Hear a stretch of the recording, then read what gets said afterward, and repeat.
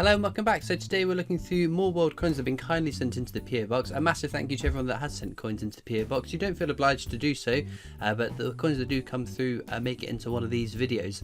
First off though, we'll have a look at my New Mr front page. So New Mr is the website I use to log my world coins on, also the majority of my UK coin set as well. I highly recommend it. I'm not sponsored by them, not incentivized to send you over there, but there's such a gold mine of information that I highly recommend it. And it's great to be able to see your coin collection on that little heat map, and it gets a bit moreish, as I'm sure many of you know now, wanting to complete more and more parts of the world, fill that color, fill the world in with all the lovely color. We will return to the screenshot at the end of the video to see how the video has affected my collection, but for the time being, let's look at some coins. So the first coin is the last one from Daniel, because I found it and realized I hadn't actually shown it. It had slipped by the wayside.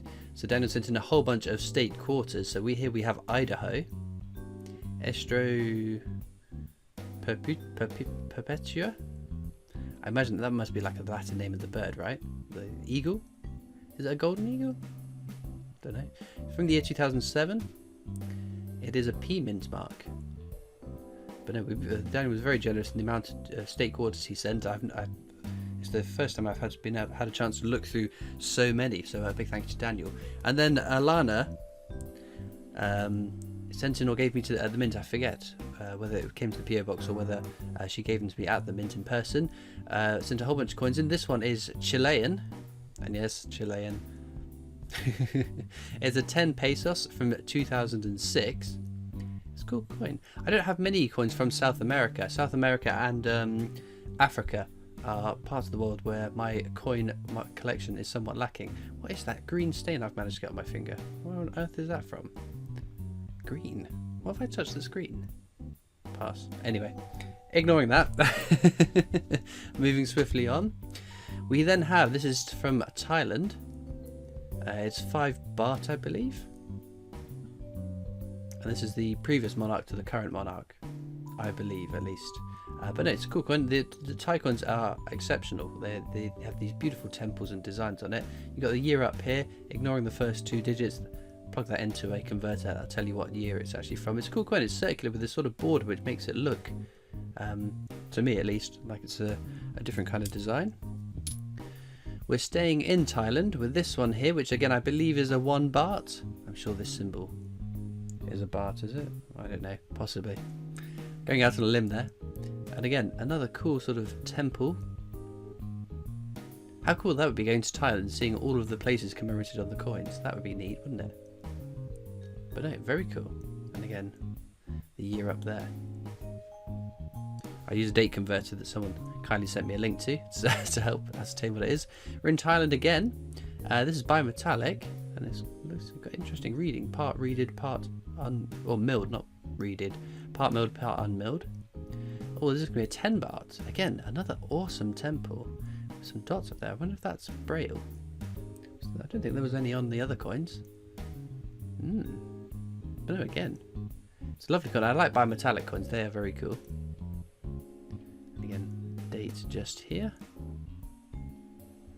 Lovely stuff. I found, well, I've been going through some Thai coins in these sort of world coin hunts, and we found a few, or had a few that have got the new monarch on it, which was quite cool. Thailand again. What's this one going to be? 2 baht. Oh, I'm not sure I've ever had a 2 baht. Or is it a satang? Who knows? I don't think it's a satang. I think it might be a baht. But again, an interesting design that I've not seen before. A bit of sellotape residue looks like on there, but we won't mind that. Again, very cool design, isn't it? They must have lots of these beautiful temples or palaces around Thailand, mustn't they? To feature so prominently on the coinage. We have got 50 pesos from 1997. This can be Chilean again. It is. Striking design. I'm sure I recognise this gentleman from stamps from this neck of the woods. I forget what his name is. Does it actually say there? It might do, but it's a little bit too small for my reading. Looks like a little mint mark or preview mark just to the left of his portrait. It's like an S with a crown on it, or a dot on top of it. Is capital of Chile Santiago? Is that it? Santiago's a capital in that neck of the woods, at least. Maybe that's what that is. Don't know. Had to find out in the edit. That's one of the fun things about these videos, is that the research that I get to do into the coins and finding out interesting and unique things that I didn't know before, and slowly adding to my wealth of coin knowledge. It takes a couple of times before it sinks in, but there we go. We stay in Chile again with this little S. Very cool sort of heraldic symbol there with this. What's this? Well, this is an eagle and what looks like a deer over a crest. Very nice. It is 100 pesos from 1987. Very cool colouring to it as well, isn't it? That sort of reddish sort of, I guess, oxidization or toning. It's beautiful, isn't it? I like that. Very nice. Well, there we go. A couple of Chilean coins. And then finally, she gave me Shakespeare's Comedies, which is the one of the three Shakespeare coins. There's histories, tragedies, and comedies, which comedies I find so far and few between that yes, I'm very grateful for that. Check the edge inscription, of course. Should say the whole world is a stage, or all the world's a stage. So yeah, just in case, because obviously Shakespeare tragedies, there's been fairly recently found errors on the edge inscription, so I've checked all my Shakespeare's just in case. And then Ryan sent in, this is from Guernsey, 1992, a very good vintage, it has to be said. These little tomatoes, which is very cool, which we find in the 10p hunts from time to time. Very neat. I'm very jealous of the fact that they've got these I guess these are definitives, aren't they? Because I don't think there's any other designs knocking about, but it's a cool design to be found, isn't it? I like it. And then Luke, I don't know, frequent commenter, I recognise the name, sent in this halfpenny from 1941. Again, it's cool sort of coloration, isn't it? Very unique. With my favourite portrait of a monarch. This is George VI. I just really like his portrait on coins. Very cool. And the ship is the Golden Hind. Last time I had one of these on one of these kind of videos, I completely blanked on what the ship was called, and I think it's the Gold Hind. Gold Hind? Golden Hind? Oh, now I'm doubting myself. It's definitely gold. There's a goldiness and then then hind. I think. I forget whose ship it was as well. Shows how bad my memory is. And we've got a sixpence. So my favourite denomination of the pre-decimal coins. I just think sixpence is so cool, isn't it? This is a 1937. George VI. Again, great portrait. I quite like the sixpences, the latest sixpences with the all the different flowers of the United Kingdom built into design. It's very cool. But no, that is lovely. So thank you for that too. And then a 1 penny from 1896. How amazing is that? This coin was 100 years old when I was 4 years old. 4 years old? Yeah, 4 years old. With Queen Victoria. Amazing, isn't it? It's so cool. The history that this coin has lived through since 1896. The hands it could have been in throughout its circulating years. How cool is that? To then slowly, over the eons, found its way into my collection. Or its way to Luke and then to my collection. So thank you very much for them. I think they're really, really neat. And then Robert Quine sent in, we've got quite a few Thai coins. This is 5 bahts. Again, with the previous monarch on there. I must be doing pretty well on my date runs on these now. I have a feeling it's quite a long date run of this as well, because I'm fairly confident the previous monarch of Thailand was quite a long-lived monarch, if memory serves. But no, that's beautiful, isn't it?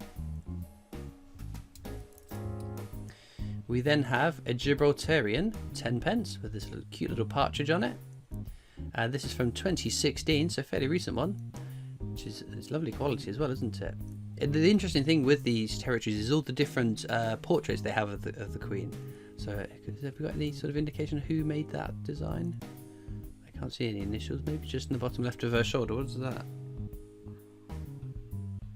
It looks like it might be a little bit of a scratch. It could be initials though. But no, again, more information to research and see. But no, that's beautiful, isn't it? So thank you for that. We've then got a state quarter. So this is Kentucky, 2001. My old Kentucky home. This is a D mint mark. So again, the recent versions of these videos have really boosted my range of the US state park and reserve quarters. So I'm still missing a fair few of the mint marks and the little letter on the obverse of the coin. At least I think that it's the obverse, isn't it? It's got to be. Surely that's got to be the obverse, and this is the reverse. But there we go. Very cool. We then have another Thai coin, 5 baht again, I think. Again, I have to plug that into my date converter to figure out what year it is. But no, very cool. Very, very nice. And then we have another state quarter. This is a D mint mark, and it is Indiana. Crossroads of America, 2002. It's a very cool design, isn't it? Oh, and I also found out because Kurt, someone who a very frequent commenter and feedback, wealth of knowledge, sent me articles as to how they were designed, and it was designed locally by the states. And I had to have approval from the mints, and I think the governor it was, or at least the state legislature. But no, really cool. And I think we should definitely adopt it in the UK. We should definitely have UK counters. How cool would that be? So we then have a fair few coins from Rose. So we will probably end off with roses and maybe even carry some over to next week's video. It's a Euro coin, Italian, I reckon. IR, Italy, 2002, 10 cents. Very cool. I'm getting so much better at recognizing the Euro coins. I say that now. I will get a howler wrong at some point. I can almost guarantee that. So this is Croatian, 2018, 2 kuna. Cute little ferret on this side. And you've got the different spelling that you can have on some of these. I can't remember what year it crosses over, and one or a couple of years it intersects as well, so you can find 2 variants. You've got the Latin spelling and the Cyrillic spelling. I think I don't know if that's how you pronounce it, but that's definitely how you write it. And hopefully I've got that right. What's that down the bottom? Oh, it's a little shield. I thought it was a little pineapple. I saw the little glimpse of the little hatchings. I thought maybe that was going to be a pineapple. We've got another Euro. This is 20 cents. And this one looks German to me. 2014. There's a little mint mark just under there. It's an A. You can just about make it out as I thought I'd just double check again. The German coin's quite neat because there's a whole different, I think there's 5 different mint marks. I can think of A, G, J, F. I can't think of what, maybe there's only 4. I'm adding mints in Germany. I assure you I don't know anything more than anyone else. To my best of my knowledge, there are no more mints being opened up, but there we go. Very cool. Another Euro coin. This is 2 cents, and this is also German. It's 2014. J mint mark just to the left of the stem of this oak leaf. Again, interestingly, the oak tree is also quite symbolic of Germany. The oak tree itself, Imperial Germany, followed by the oak sapling post Second World War as the sort of rejuvenation, rebirth of Germany. So very cool. Here we have a Spanish, 2005. It's a 10 cents, again Euro. And you can see the little here to the left. That's the Royal Madrid mint mark, the little M with a little oval on top, which is pretty cool. We're staying in the Euro. We've got 50 cents this time. What's this going to be? I know this. Oh, I know this. Come on, Christopher. Think. Oh, we've got this little shield at the bottom. It's not Croatian, is it? No, it can't be. Croatian is in the Euro. Especially not this year. What year was that? 2003? Oh, think. I'm racking my brains. And there are probably people screaming at the screen because I found these before. Or at least had these before, and I can't recall at all where it comes from. I will hedge my bets and guess Austria? No, because the Austria's got the little A. No, it doesn't. That's Belgium. So it could be Austria. I'm going to hedge my bets to say Austria. I'm going to go with my gut. I could be wrong though. The annotations will tell you what exactly it is. This one I know is Croatian. It's 2017. 5 kuna. See, that was the symbol I saw and thought, that looks similar to that a little bit on the bottom of that. 50 cents. But no, it's definitely not this. Definitely not Croatian. But again, animals on coins. I like animals on coins, so I'm a fan of this 100%. We're going to go for one more coin. Let's mix it up a little bit. And we have got another euro. This is 20 cents. And this coin hails from the Netherlands. Wow, a good smattering of different euro countries then. Very cool. The date down there is 2001 with a Queen, is it Beatrix? Oh, there we go, Beatrix. It is Queen Beatrix. I forget who the current monarch of Belgium is. Belgium. What am I on about Belgium for? I can't recall who the current monarch of the Netherlands is offhand. Because I know she did abdicate or hand over power, because there was the coins prior to the euro where she and the new monarch appeared together on the coin, which I think is quite neat. But there we go. Very cool stuff. Oh, was that the Netherlands?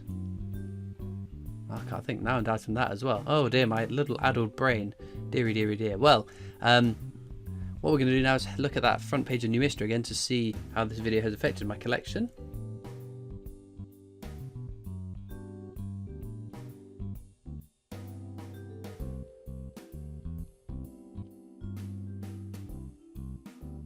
But there we go, a whole smattering of interesting coins that are really interesting to get into the edit and have a see what we've got. A big thank you to everyone that sent the coins in. Do let me know down in the comments what was your favourite coin from this video. I'm always interested to know. If I do get coins from multiple people, I don't tend to pick a favourite because I think that's a bit rude on my behalf. So you guys can pick favourites for me. We'll return to Rose's coins this time next week to finish those off. We've got a fair few euro coins down there. I've had a little glance at. I'm excited to have a look through and see how many I get wrong of those two. But as ever, for those that have watched this far into the video, you might be interested to know I've got a Discord server. You can click the link down in the description to come join that. We've got a whole load of coin collectors on that. We've got a trading section after you've been in there a week and behaved yourself accordingly, and the voice chat that I hang about in a couple of times a week too, with some usual regulars that would love to talk about coins in the world and set things to right. You can also follow me on, because you have to be over 13 to be on Discord, in case you haven't heard me say that a bazillion times before. You can also catch me on Facebook, Instagram, Twitter, and now TikTok, so be sure to head over to all the different deedly-dees and doodly-doos that you do, and like and follow and all the other things that you do on there. But as ever, all that leaves me to do is thank everyone that's kindly sent coins in for today's video, for previous ones, for future ones. I'm very, very grateful. Thank you for watching. I hope you enjoyed, and I'll see you next time for more coins. Bye.